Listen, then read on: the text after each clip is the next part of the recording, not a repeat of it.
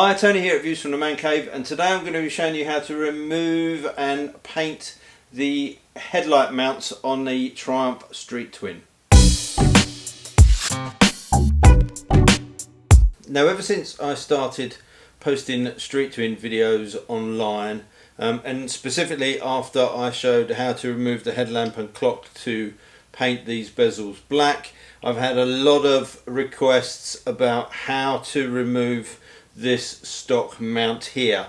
Now, I'm in agreement that if you leave the rest of the silver, this doesn't look too bad. As soon as you start to black things out, this will look better in black. There is something to be said for this bracket though. It does leave a nice narrow finish on the top of the fork legs, and also with a modern bike there's a lot of wiring and electronics that goes on behind here, and this does a very good job at hiding what all the gubbins and stuff that sits behind it. I'll put a link down here somewhere to the other videos which shows you how to remove the headlight and the speedo, so I'll get those bits off and then we can concentrate on purely how to get this section away from the main front of the bike. Okay, so here we are with the headlight undone. You can leave that in place. If you're just going to replace these, you may as well leave the headlamp plugged in place but just out of the way. You can see that the speedo has been removed. Obviously when it comes to painting you're going to need to remove these rubber bungs, but I've left them in there so that I don't lose them to one side. That's the plug from the speedo, and you can see, if I try to show you that, but yeah, there on the underside there is a Torx head bolt which you need to unscrew, and then at the top, it's very difficult to show, but at the top there is a rubber bung that sits into. Now there's a few people who said you can lever these out, so lift the bottom up and leave them out, but there is a recess that these sit in at the bottom, so where it sits in here there is a slight recess, so which makes that difficult to lift this up and lever it out. So given that there may not be room to swing these arms up and out, it's going to be a case of undoing this and this bolt, as well as that top nut to push to knock the top yoke up enough to be able to lever it out, because underneath here these are just, the mounts that sit under here are just on rubber bungs, so I don't know that it's necessary to take the yoke completely off. It might just be a case of just moving it up a fraction to be able to swing these out, then they can be painted and swung back in. I'm not going to take any chances though, so I'm going to cover the tank with some towels just in case this does swing back and land on the tank. And in terms of setting the bike up, obviously you need to get the bike stable. I'm lucky that I've got a bench to put it on, but you can see there's a little scissor jack that is just holding the bike upwards. Obviously there's no centre stand on this bike and there's no bobbins to put a rack at the back. So I've got this scissor jack here supporting it and the front end held. All I've done is just with that scissor jack is just taken some of the weight off of the shocks. You don't want to jack it up in the air, but you don't want also the full weight of the bike on the shocks, because that's going to create some problems for you as soon as you knock that top yoke off. So it's just taking some of the tension out of the suspension to hold it in place when you undo that. So let's get on with undoing these bottom Torx screws and we'll take it from there. Okay, so it's a T20 Torx head. I've just undone that bolt from the bottom. There is a washer there as well, and that sometimes sticks to the rubber bung, so remember to pry that off and stick that on the bolt, because otherwise you'll go to lever this off later on and your washer will disappear somewhere. So I'll do the other one and then we'll look at how we can lever these off, whether we can do that in place or whether we need to take this top yoke off. Okay, so I've undone the screw at the bottom here, and it's evident, you can see and you can feel the rubber bung that's on the top here. I can't push up enough to lift this out of the recess to lever that off, and by the same token I also can't pull it down enough to lever this off of the rubber bung. You might be able to do that with a bit of a fight, but it's not going to go back on particularly easily, especially when this has been painted. So I'm going to loosen off these two pinch bolts here and the bolt at the top, and just allow this yoke to come up. Now if I was changing this, and I'll do this in a future video, I'm going to change these for a set of the standard style headlamp mounts, I would mark where the bottom of that goes, so the top yoke goes back in the same position. Obviously these are going to go back on, so it's not really necessary to do that, because the top yoke will go back on and push down, and it'll only go so far to where it should be for this. So I'll crack on with loosening these off and the top nut, and then we'll take it from there. They've changed the size on these. This nut appears to be a 37 or 38 millimeter nut, so it's gone up. The biggest socket I have is 36. I have got a wide mouth set of adjustable wrenches that will go on there, but obviously it's quite tricky to get there. There isn't a lot of space. So probably the best way to get around this is under the top yoke, which you can see here. There are two 14mm nuts which hold the handlebar risers on. I'm going to undo those so I can lift the whole handlebar assembly off to get to that nut. I think that's probably an easier way of doing it, because then you don't have to mess around with changing the settings of the bars. The whole lot will come off and the whole lot can go back on. And once these are undone, the tank is protected. I'll probably then put something over the front here just so that I can roll those forward and lean them on that whilst I undo that nut. They can then sit back whilst the top yoke is knocked off and these are taken out. Okay, so I've undone that first bolt. That's what comes out, so a nice big 14mm bolt with the washer. So I'll just put that to one side, continue on the other side, and then we can lift this off. Okay, now with those two bolts undone, this will just lift off.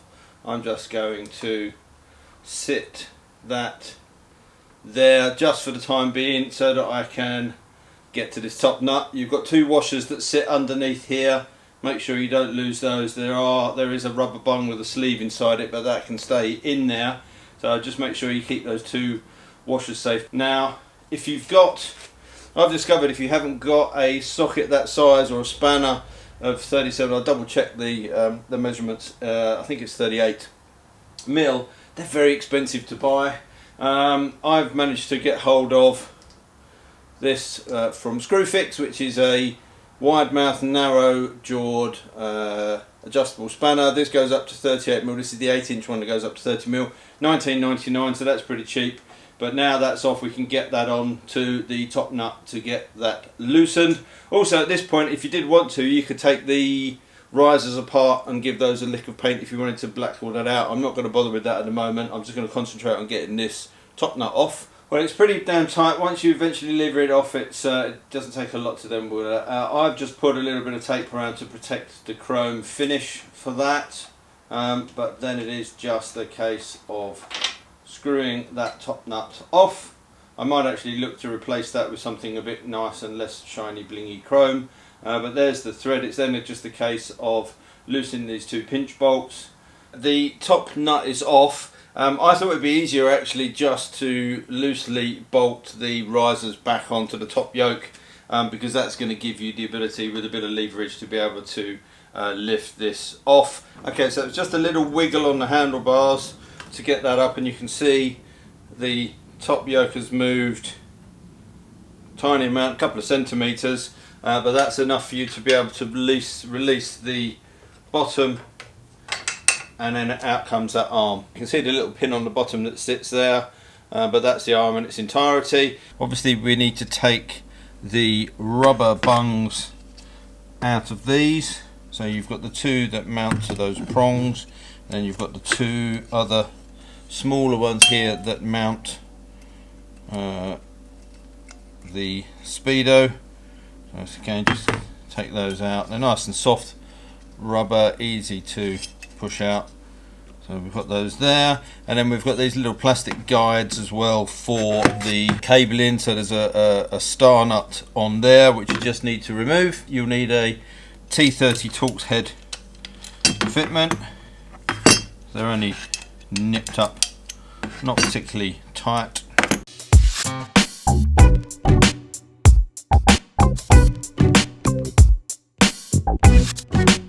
There we go, then we're left with the bare aluminium arms. Now these are easy to paint. You could take these away somewhere, get them powder coated, which would be a much more hard wearing and resilient finish.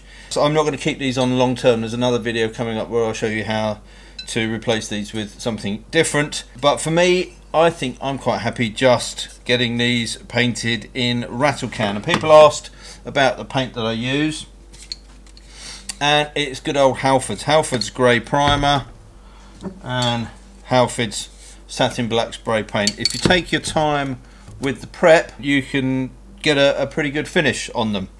Just don't rush it. But these arms have got a nice finish to them anyway. There's not really a lot of prep on here. All you're trying to do is just key this so that the paint will adhere to it, and then it's just a case of using some wet and dry paper, 800 or 1200 grade. You don't need to go any coarser than that.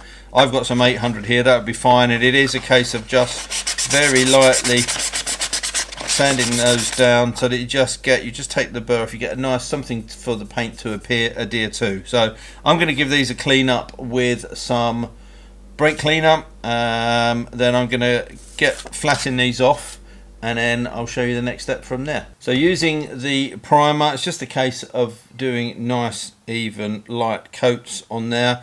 I'll normally hang these up. I was looking for somewhere to hang them.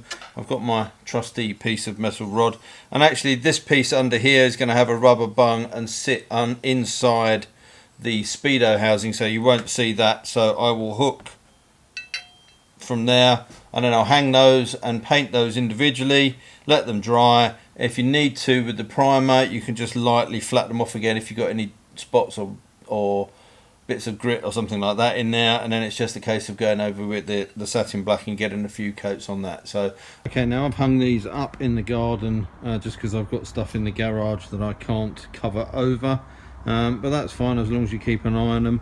And then again, when you're painting, as I say, it's nice little light bursts, just making sure you get everything covered, but not too much, no big long squirts until you build up a nice level. Then just give that a while to dry off, and you can flat that in between and then give it a going over. There's the other one over there, just drying off, nice and easy. We've got the arm now finished in black, and yeah, it's a rattle can, but I think it's pretty good finish. It's not going to be as durable as powder coat, obviously, but it's still pretty good. So all that's left to do is to fit the bungs and bits and pieces back onto these, and then we can get them onto the bike. Okay, so now this is just a reverse of what we did earlier on. So I've just put these arms back into place, so put all the bungs and bits and pieces on those, put those back into place. I'll knock the top, push the top yoke down to fix that, then screw the bottom bits, and then go ahead and put all the rest of it back together again. So there you go, 10-15 minutes just bolting everything back up. Make sure you obviously go round again and check the pinch bolts, check that top nut. Just make sure you've got everything tightened up and done up properly. But you can see what a difference that makes to the bike straight away. It just loses that big silver block of colour that you have at the front. So I hope you found that useful. If you've got any questions or comments, please drop them in the box down below. And until next time, take care, ride safe, and I'll see you soon. Bye.